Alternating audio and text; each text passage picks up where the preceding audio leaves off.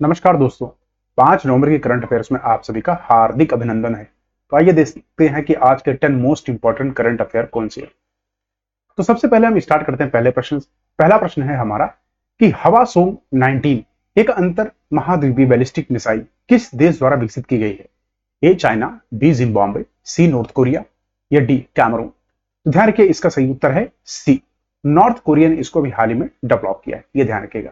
अच्छा, इसके पहले आप थोड़ा सा ये देख लीजिए कि नॉर्थ कोरिया की लोकेशन कौन सी है। लोकेशन बहुत इंपॉर्टेंट हो जाती है एग्जाम में। देखिए, लोकेशन तो नहीं पूछा था डायरेक्टली, कई बार पूछ लिया था कि भैया इसकी कैपिटल क्या है, तो प्योंगयांग।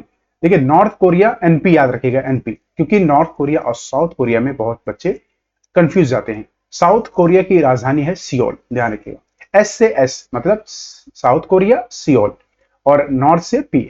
ठीक है, यह आप कंफ्यूज कभी मत होना। ठीक है, इसके साथ साथ ध्यान रखिए कि इसकी बाउंड्री अगर देखें तो चाइना से लगी हुई है और इधर आपका नॉर्थ कोरिया से। ठीक है, आइए देखते हैं इसके मोस्ट इंपॉर्टेंट पॉइंट। तो ध्यान रखिएगा, उत्तर कोरिया ने अपनी नवनिर्मित अंतर महाद्वीपीय बैलिस्टिक मिसाइल हवामंग 19 का परीक्षण अभी हाल ही में किया है। ठीक है, अगला प्रश्न है, किस राज्य सरकार ने हाल ही में पात्र परिवारों को मुफ्त गैस सिलेंडर प्रदान करने के लिए दीपम 2 योजना शुरू की है? ए तेलंगाना, बी आंध्र प्रदेश, सी महाराष्ट्र या डी उड़ीसा। ध्यान रखिएगा, इसका सही उत्तर है बी, आंध्र प्रदेश। ठीक है, आंध्र प्रदेश सरकार ने अभी हाल ही में इसकी स्थापना की है, मतलब शुरुआत की है। तो आंध्र प्रदेश के मुख्यमंत्री कौन है? चंद्रबाबू नायडू। ये भी ध्यान रखिएगा, बहुत इंपॉर्टेंट है। तो दीपम 2 योजना शुरू की है, तो इस योजना का उद्देश्य क्या है? प्रश्न आ सकता है किससे रिलेटेड है। तो आपको पता ना कि सभी परिवारों को, ठीक है, उनके जीवन की गुणवत्ता बढ़ाने के लिए मुफ्त गैस सिलेंडर देना है। जैसे कि भारत सरकार की एक स्कीम आई थी ना, उज्ज्वला योजना, अभी हम डिस्क्रिप्शन में इसके बारे में देखेंगे। यह पहल घरों में रहने की स्थिति में सुधार और स्वच्छ खाना पकाने की ऊर्जा को बढ़ावा देने के व्यापक प्रयास का एक हिस्सा है, जिससे स्वास्थ्य और सुरक्षा में सुधार होगा। ठीक है, जैसे ही इंसान कहते हैं ना कि जब आप चूल्हे पे खाना बनाते हैं ना, चूल्हे पे जो खाना बनाते हैं उसके बहुत सारी गैस निकलती हैं। ठीक है, कार्बन मोनोऑक्साइड हो गया, लकड़ी जलती है ना, इसकी वजह से कार्बन डाइऑक्साइड हो गया, जिससे कई सारी बीमारियां लगती हैं, अस्थमा जैसे। ठीक है ना, तो उन सब से कहीं ना कहीं आप दूरियां बनेगी इन बीमारियों से और आपका जीवन काफी सफल होगा। इस योजना में महिलाओं के लिए वित्तीय सहायता भी शामिल है, जिसका लक्ष्य उनके वित्तीय बोझ को कम करना और खान पकाने की पारंपरिक तरीकों पर निर्भरता को कम करना है। ये ध्यान रखिएगा, ये आपको ध्यान रखना है कि पारंपरिक तरीके कौन से हैं। वही लकड़ी से, जैसे ना चूल्हा जलाना, तो चूल्हे की बात हो रही है। ठीक है, चूल्हा जलाने उसी को कम करेगा कहीं ना कहीं। अच्छा, इसके मोस्ट इंपॉर्टेंट अगर पॉइंट्स की देखें तो आइए देखते हैं कि सेंट्रल गवर्नमेंट, जितने भी सेंट्रल गवर्नमेंट स्कीम्स है ना, उनको यहां पर हम रिवाइज कर लेते हैं। जैसे कि ध्यान रखना, उज्ज्वला योजना, तो इसमें क्या था ना, 20 वाट की जो एलईडी ट्यूबलाइट थी ना, उसका डिस्ट्रीब्यूशन था। 1 मई 2015 में इसको शुरुआत हुई थी।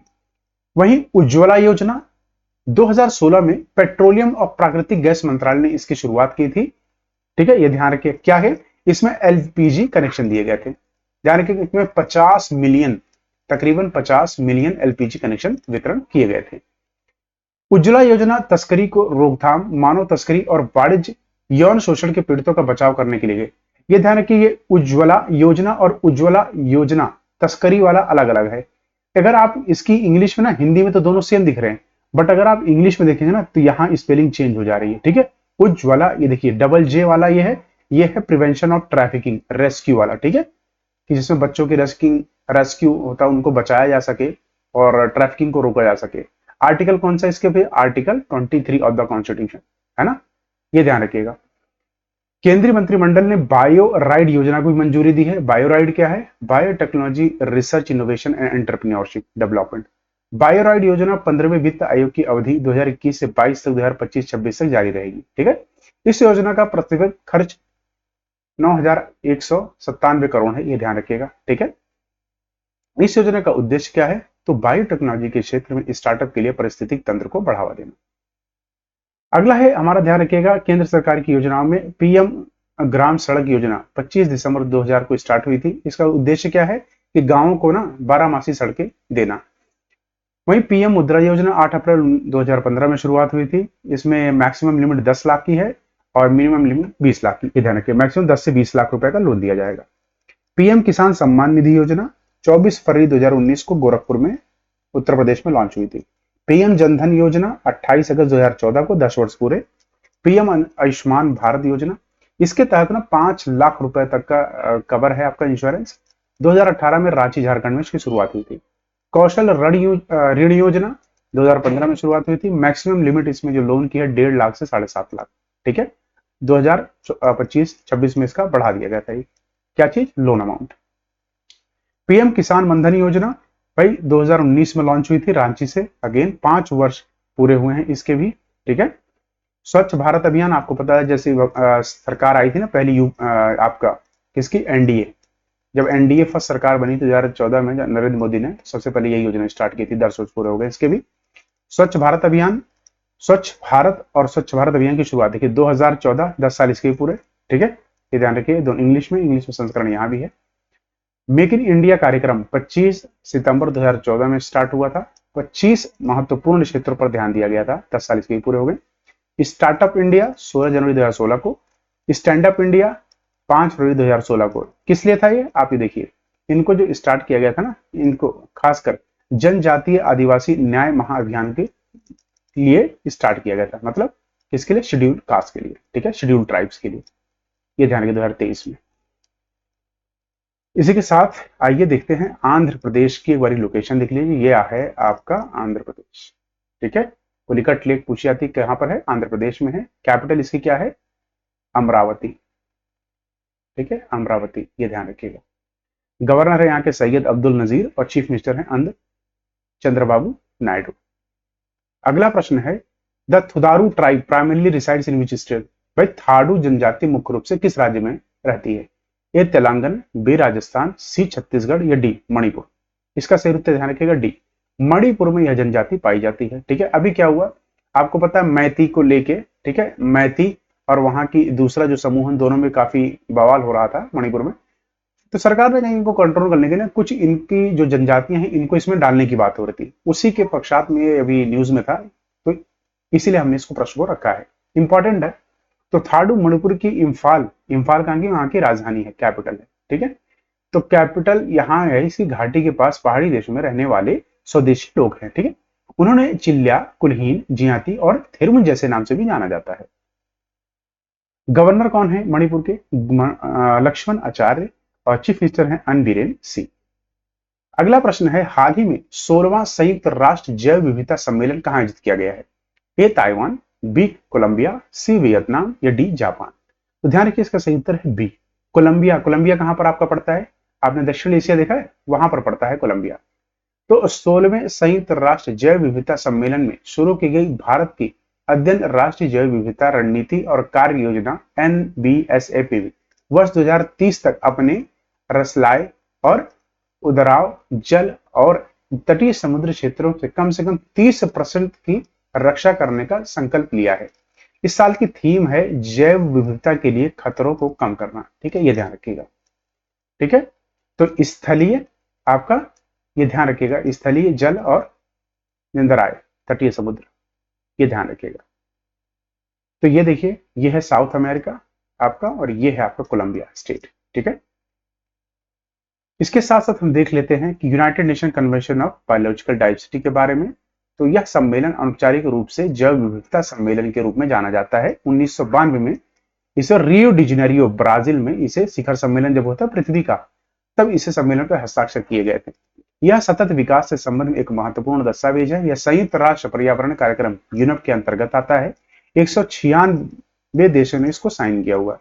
भारत भी इस अभियान का एक पक्षकार है। भारत ने 1994 में इसकी पुष्टि की थी। अच्छा, कन्वेंशन ना कानूनी रूप से बाध्यकारी है, मतलब एक ऐसा कन्वेंशन है जो आपको लीगली एनफोर्सेबल होता है अगर आपने साइन किया हुआ है। पार्टियों का सम्मेलन COP सम्मेलन का साथी निकाय है, ठीक है, जो कॉन्फ्रेंस ऑफ पार्टीज होती है ना, ये मीटिंग अभी 29वीं हुई थी। कहां पर हुई थी आप मुझे कमेंट बॉक्स में बताइए। तो सरकारें इसमें जो शामिल होती है ना, इसी पुष्टि के उसमें पुष्टि करती हैं। इसका सचिवालय कहां पर है? मॉन्ट्रियल कनाडा में, ये ध्यान रखिएगा। संयुक्त राष्ट्र केवल 2 सदस्य हैं जिन्होंने CBD के पक्ष हस्ताक्षर नहीं किए हैं। कौन कौन से? संयुक्त राज्य अमेरिका और दूसरा आपका कौन सा है? दूसरा आपका है वेटिकन, ठीक है, ये ध्यान रखिएगा। अगला है किस देश को 2024 और 26 के लिए, मतलब 24 से 26 2 सालों के लिए आईएसए का अध्यक्ष नियुक्त किया गया है? A USA, B Bharat, C France या डी बांग्लादेश? इसका सही उत्तर ध्यान रखिएगा बी, भारत को इसका अभी अध्यक्ष चुना गया है। और इसका को प्रेसिडेंट किसको चुना गया था? को प्रेसिडेंट आपको फ्रांस को चुना गया। ठीक है, आंसर भारत है। तो भारत और फ्रांस को 2024 से 26 तक 2 साल की अवधि के लिए अंतरराष्ट्रीय गैर संगठन आईएसए के अध्यक्ष और सह अध्यक्ष के लिए चुना गया है। आइए आईएसए के बारे में जान लेते हैं। तो आईएसए का गठन 2015 में हुआ था। किसके किया था? तो भारत के प्रधानमंत्री नरेंद्र मोदी और फ्रांस के पूर्व राष्ट्रपति फ्रांसवा ओलांद ने इसकी शुरुआत की गई थी। मुख्यालय इसका गुरुग्राम हरियाणा में है हमारे भारत में। संयुक्त राष्ट्र के कुल 120 सदस्य इसके पार्ट हैं। माल्टा ऐसा देश है जिसने इसको हाल ही में भी इसमें शामिल हुआ है। इसके महानिदेशक हैं अजय माथुर। अंतरराष्ट्रीय सौर गठबंधन का उद्देश्य क्या अगर पूछा जाए तो सौर ऊर्जा की भारी तैनाती के लिए 2030 तक आवश्यक 1000 बिलियन अमेरिकी डॉलर को निवेश जुटाना है। हाल ही में माल्टा इसमें शामिल हुआ, मैंने आपको फिर बता दिया। अगला देखते हैं। अगला प्रश्न है हाल ही में किस राज्य ने बाली पदव्याई महोत्सव मनाया है? ए केरल, बी तेलंगाना, सी कर्नाटक या डी राजस्थान? इसका सही उत्तर है सी कर्नाटक। ठीक, कर्नाटक राज्य में यह प्रतिवर्ष दिवाली के 4 दिन बाद मनाया जाता है। तो कर्नाटक में दिवाली के चौथे दिन बलि पद्मई पर्व मनाया जाता है। बाली कौन थे भाई? यह त्योहार असुर राजा जो थे ना बाली, उनकी चक्रवर्ती पर पथला लोक से भूलोक में वापसी की याद दिलाता है। पाताल लोक से ना भूलोक पर आए थे बाली, तो उन्हीं की याद दिलाता है। जब भगवान श्री कृष्ण ने बाली से जमीन मांगी थी ना, उन्होंने कहा 3 पग मुझे दे दो। उन्होंने कहा ले लो 3 पग। पहला पग पृथ्वी, दूसरा पग पाताल, तीसरा पग बोला कहाँ रखे? बोले मेरे सर पे रख दो। वही है बाली की कहानी। यहाँ के अगर हम कर्नाटक की बात कर रहे हैं तो यहाँ के जो सीएम है वो है सिद्धरमैया और डिप्टी सीएम है, ठीक है, डीके शिव कुमार। ये ध्यान रखिएगा। ठीक है, आप बताइए गवर्नर कौन है? गवर्नर कौन है? इसी के साथ मोस्ट इंपॉर्टेंट जो भी महोत्सव मनाए गए हैं, फेस्टिवल्स इंडिया में, वो देख लीजिए। जैसे एंथुरिया महोत्सव मिजोरम में मनाया जाता है। नाबा डब्बा मेला कर्नाटक में। बन्नी उत्सव आंध्र प्रदेश में। नुखाई त्योहार उड़ीसा में। बोनालू उत्सव तेलंगाना में। पत्थुकुत्था फूलों का त्योहार है। सचिन चराई महोत्सव अरुणाचल प्रदेश में। पक्के पग्गा हॉर्नबिल फेस्टिवल। कैर पूजा महोत्सव त्रिपुरा। हरेला त्योहार उत्तराखंड, ऋतुओं का स्वागत का त्योहार है। बंगस वैली महोत्सव जम्मू कश्मीर। ठीक है, इसके साथ साथ सरस मेला, सिंघन स्नो फेस्टिवल और लेवेंडर फेस्टिवल। नवरोज वर्ष का पारसी समुदाय मनाता है। मक्खन महोत्सव अंडूरी उत्तराखंड में। बिहू फेस्टिवल असम का है। भारत का पहला प्रकाश स्तंभ महोत्सव गोवा लुफासोन में। आइए अगला प्रश्न देखते हैं। अगला प्रश्न है किस देश ने एससीओ शिखर सम्मेलन 2024 की मेजबानी की? इंपॉर्टेंट है, इसको लिख लीजिएगा। इसका सही उत्तर ध्यान रखिएगा सी पाकिस्तान। पाकिस्तान के इस्लामाबाद में इसको ऑर्गेनाइज किया गया। तो इस्लामाबाद में 15 से 16 अक्टूबर को एक हुआ था, ये ध्यान रखिए, एससीओ शिखर सम्मेलन। प्रश्न बहुत इंपॉर्टेंट है। किस लिए? आर्थिक सहयोग और आतंकवाद का मुकाबला करने के लिए। भैया ऑर्गेनाइज ऐसी जगह हुआ जिसे कहते हैं आतंकवाद की मां है। कौन? पाकिस्तान। ठीक है, तो संघाई के बारे में आते हैं, एससीओ के बारे में। भैया एससीओ के जो गठन हुआ था ना, कजाकिस्तान, चीन, किर्गिस्तान, रूस, उज्बेकिस्तान, तजाकिस्तान, जिसके पीछे तान तान आ रहा है पाकिस्तान को छोड़ के, वो सब इसके फाउंडर मेंबर थे। 2001 में इसकी स्थापना हुई थी। 2017 में अस्ताना में भारत और पाकिस्तान आधिकारिक तौर पर पूर्ण सदस्य इसके बने थे। ध्यान रखिएगा। बेलारूस 10वां सदस्य इसके रूप में इसमें एससीओ में शामिल हुआ 2024 में। पूछा जा सकता है कि लेटेस्ट अभी रिसेंटली किसने ज्वाइन किया है? तो रिसेंटली आपको ध्यान होना चाहिए किसने किया है? बेलारूस। ठीक है, बेलारूस ने ज्वाइन किया है। कुल सदस्य 10 हैं। ठीक है, ये ध्यान रखिएगा। मुख्यालय इसका है बीजिंग, चाइना में। ठीक है, ये हमारा मैप है एससीओ का। ये सारी कंट्रीज हैं जिसके मेंबर। ठीक है, फ्लैग के साथ। अगला प्रश्न है who became the new president of Botswana? Botswana के नए राष्ट्रपति कौन बने? दूमो बुको, पॉल कगामे, अनुरा दिसानके या रनिल विक्रमसिंघे? इसका सही उत्तर है ए, दूमा बुको। ठीक है, द्युमा बुको, ये है द्युमा बुको जो अभी हाल ही में यहाँ के राष्ट्रपति बने हैं। पॉल कगामे की बात कर रवांडा के राष्ट्रपति हैं। ठीक है, और अनुरा दिसानके श्रीलंका के भी बने हैं। ठीक है, इससे पहले कौन थे? यहाँ के रनिल विक्रमसिंघे। ठीक है, ये ध्यान रखिएगा। इसके साथ साथ आइए मोस्ट इंपॉर्टेंट जो भी प्राइम मिनिस्टर और प्रेसिडेंट बने हैं 2024 में, उन सबको रिवाइज कर लेते हैं। जैसे ईरान के नए राष्ट्रपति बने हैं मसूद पेजेश्कियन। पाकिस्तान के राष्ट्रपति बने हैं आसिफ अली जरदारी। पाकिस्तान के पीएम बने हैं शहबाज शरीफ। कजाकिस्तान के पीएम बने हैं उल्लास वेक्टनेव। यमन के पीएम बने हैं अहमद अवद बीन। फिलिस्तीन के नए पीएम बने हैं मोहम्मद मुस्तफा। ताइवान के राष्ट्रपति बने हैं लाई चिंगते। सिंगापुर के नए पीएम बने हैं लॉरेंस वोंग। इंडोनेशिया के प्रेसिडेंट बने हैं नए प्रबो सुबियांतो। वहीं नए प्रधानमंत्री बने हैं यूनाइटेड किंगडम के सर कीर स्टारर। आइसलैंड के नए पीएम बने हैं बेनर्जी बेनेडिक्सन। फ्रांस के सबसे युवा और पहले समलैंगिक राष्ट्रपति बने हैं गैब्रियल अटल। फिनलैंड के प्रेसिडेंट बने हैं अलेक्जेंडर स्टब। पुर्तगाल के पीएम बने हैं लुई मोंटेनेग्रो। आयरलैंड के नए पीएम बने हैं साइमन हैरिस। हंगरी के राष्ट्रपति बने हैं तमास सुल्याक। स्लोवाकिया के राष्ट्रपति बने हैं पेटर पेरेग्नी। मिस्र के तीसरी बार राष्ट्रपति बने हैं अब्दुल फतेह अल सीसी। नेक्स्ट प्रश्न है, इसरो ने भारत का पहला एनालॉग स्पेस मिशन कहां लॉन्च किया है? ठीक है, ए लेह, बी लद्दाख, सी कश्मीर या डी जम्मू। इसका सही उत्तर है यानी कि बी लद्दाख में अभी हाल ही में इसका शुभारंभ हुआ है। कुछ इस प्रकार दिखता है। ठीक है, तो है क्या ये? तो इसरो ने लद्दाख में भारत का पहला एनालॉग अंतरिक्ष मिशन शुरू किया है, जो भविष्य के चंद्र मिशन के लिए भारत की योजनाओं के समर्थन करने के लिए अंतर्ग्रही आवास स्थितियों का अनुकरण करेगा। साथ साथ में मिशन में एक इन्फर्टेबल आवास, मतलब इन्फर्टेबल मतलब भाई बैलून जैसा नहीं होता, उसको करते उसका नाम है HBA-1 है, ध्यान रखिएगा। इसमें हाइड्रोपोनिक्स, फार्म और स्वच्छता जैसी सुविधाएं हैं, जो अंतरराष्ट्रीय अनुसंधान के लिए एक आत्मनिर्भरता बनाएगी। ठीक है, किसी पर डिपेंडेंसी नहीं रखनी पड़ेगी।